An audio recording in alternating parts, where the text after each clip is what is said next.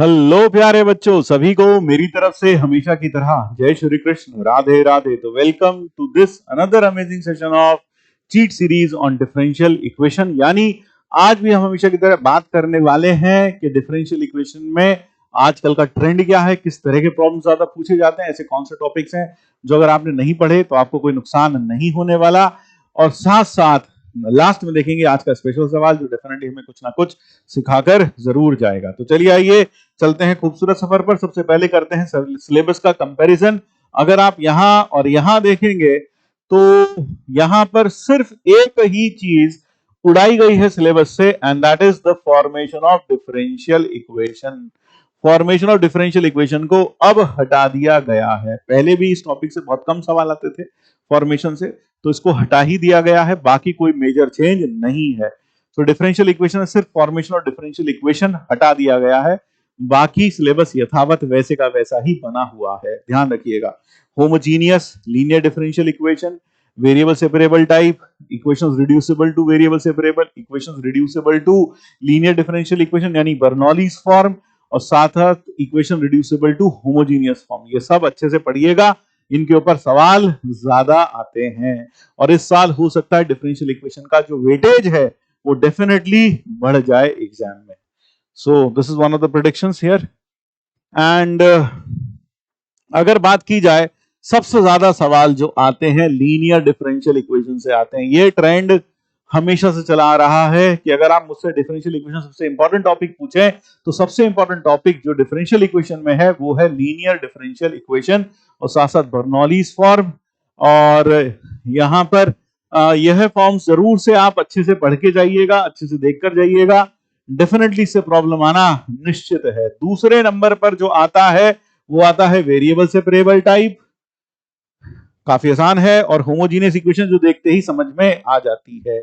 और differential equation में formation तो अब हट चुका ही है, तो अब डेफिनेशन और डिफरेंशियल इक्वेशन डिग्री और ऑर्डर के ऊपर ही प्रॉब्लम 8% पहले आते थे, तो अब तो यह परसेंटेज काफी और कम हो जाएगा, क्योंकि 8% में सबसे ज्यादा प्रॉब्लम जो आते थे वो फॉर्मेशन से आते थे। चलिए अब देखते हैं क्या पढ़ना है। Order, degree, linear differential equation, Bernoulli's form, solution of differential equation by method of variable separable, homogeneous, और क्या छोड़ना है, क्या इसके अलावा हम चांस ले सकते हैं कि अगर समय नहीं बचा तो क्या छोड़ दें। भैया कुछ मत छोड़ो, सब पढ़ के जाओ।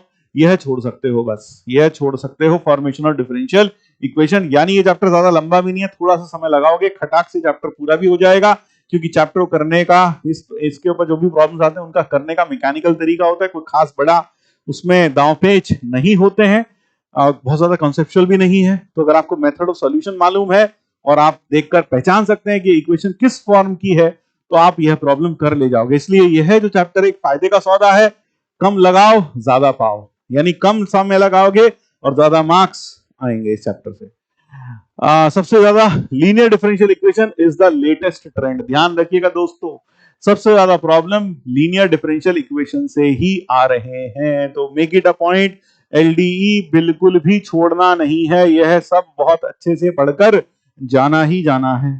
फिर इसके बाद mix of limit and differential equation, आजकल यह भी ट्रेंड में है। 2023 में काफी प्रॉब्लम्स ऐसे देखे गए हैं जहां पर यह कहा गया कि इसकी लिमिट अगर फाइनाइट है तो वहां से कांस्टेंट ऑफ इंटीग्रेशन, यानी जो कांस्टेंट हमारे साथ डिफरेंशियल इक्वेशन में आता है सॉल्यूशन में, उस कांस्टेंट या पैरामीटर की वैल्यू निकालने में उसकी सहायता की जाती है लिमिट के माध्यम से।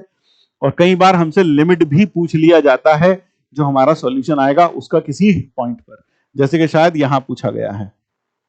फिर उसी तरह से problems involving exact differential are also in trends, यहां पर एग्जैक्ट डिफरेंशियल बन जाए उस तरह की प्रॉब्लम्स भी ट्रेंड में है। जैसे कि आपको याद होगा कि D of X Y, differential of X Y होता है X D Y plus Y D X. ये कुछ डिफरेंशियल्स हैं जो आपको याद रखने चाहिए।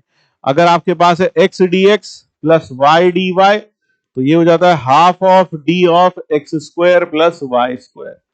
तो ये कुछ डिफरेंशियल्स हैं जो आपको याद होने चाहिए। Differential of Y by X, ये हो जाता है X square X D Y minus Y D X. इसी तरह से D of X by Y will be equal to Y square और यहां आ जाएगा y dx minus x dy।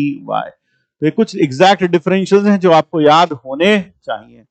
फिर बात करते हैं आज के स्पेशल सवाल की। Suppose yx be the solution of the curve, solution curve to the differential equation this such that limit x tending to infinity y to the power x is finite। तो पहले अगर हम इस इक्वेशन को लिखें तो dy by dx minus y, ये कौन सी डिफरेंशियल इक्वेशन है? बिल्कुल सही पहचाना आपने देखते ही, लीनियर डिफरेंशियल इक्वेशन है। मुबारक हो, आधी जंग तो आपने यूं ही जीत ली। तो इसका जो इंटीग्रेटिंग फैक्टर होगा वो होगा e की पावर इंटीग्रल -1 dx, यानी इंटीग्रेटिंग फैक्टर है e की पावर -x। तो सॉल्यूशन होगा y इंटू e की power -x is equal to 2 minus e की पावर -x इंटू e की पावर -x dx और प्लस कांस्टेंट ऑफ इंटीग्रेशन। तो y इंटू e की power -x is equal to 2 into e की power -x minus e की power -2x dx plus c। और अगर हम इसे इंटीग्रेट करें, क्योंकि बाकी का काम हम बाद में करेंगे, क्योंकि सॉल्यूशन तो करना ही पड़ेगा। If and B represent X and Y intercept the tangent to the curve at x equal to 0, तो सॉल्व तो करना ही पड़ेगा। तो y is equal to e की पावर -x माइनस 2 e की पावर -x, हाँ, और प्लस e2 अपॉन नहीं 1/2 e की पावर 2x, 1/2 e की power -2x upon 2 plus c। अब अगर मैं इस पूरे को e की पावर x से मल्टीप्लाई कर दूं, then what do I get? If I multiply this whole thing by e to the power x, I will get y is equal to -2 plus e की power -x by 2 plus c e की power x। अब हमें क्या रखा है? Now limit x tending to infinity of y is finite, that is what we are given। यहां पर हमें इसकी लिमिट कैसी दे रखी है? इसकी लिमिट हमें फाइनाइट दे रखी है। तो अगर मैं इसकी लिमिट निकालता हूं, limit x tending to infinity of -2 plus e की power -x upon 2 plus c into e की power x is equal to finite. तो ये फाइनाइट तभी हो सकती है जब यह वाली टर्म, कौन सी टर्म? जब यह वाली टर्म यहां ना हो, यह टर्म यहां ना हो, तो इसका मतलब c को हो जाना चाहिए 0, और तब लिमिट आएगी -2। So for limit to be finite c should be how much? c should be 0। ठीक है, तो अब हमारे पास कर्व क्या आ गया?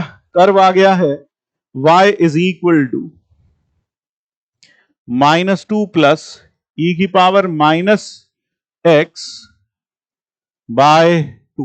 So that is what we get. That is the final curve. That is the final curve there. Yes.